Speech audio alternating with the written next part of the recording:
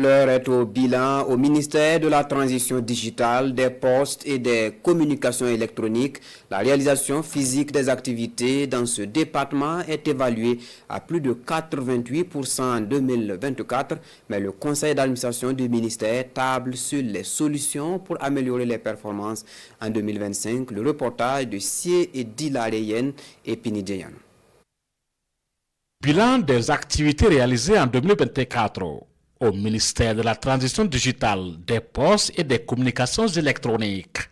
Les indicateurs sont au vert. 88,02%, c'est le taux physique des activités réalisées.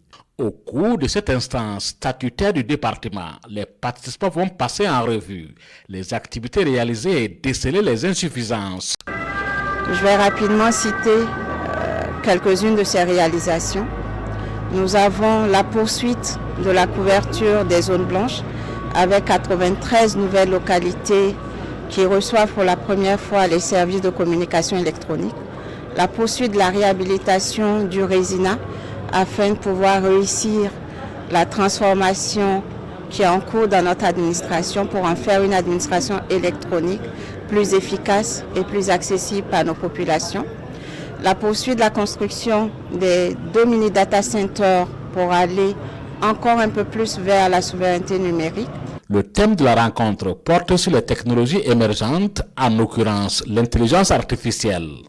Accélérer le développement de l'intelligence artificielle et son intégration dans les différents secteurs d'activité est un défi que le département en charge de la transition digitale compte relever. Les avantages de l'IA sont nombreux parce que c'est une technologie très puissante qui peut permettre de booster la productivité des différents secteurs d'activité, qui permet aujourd'hui la création même de nouveaux métiers, mais qui présente aussi des risques si nous n'y prenons garde. C'est pour cela qu'il est important de pouvoir vulgariser ces technologies-là, sensibiliser les différentes cibles des différents secteurs à son utilisation responsable, éthique et saine, pour que cela puisse profiter à toutes nos populations et au développement de notre pays. Le département de Aminata Zerbo Sabane s'engage en cette année 2025 à poursuivre les chantiers tout en ouvrant d'autres dans le but de gagner le pari de la transition digitale au Burkina Faso.